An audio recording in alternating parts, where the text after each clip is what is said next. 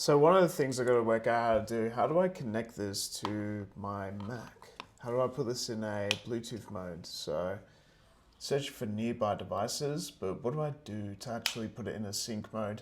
Because before I had the button at the back, right? So we don't have this, so how do I do this? Okay, so what I got to do is I've got to open it, and then you got to like double tap the front of the case a couple of times, and then it will go into a Bluetooth mode.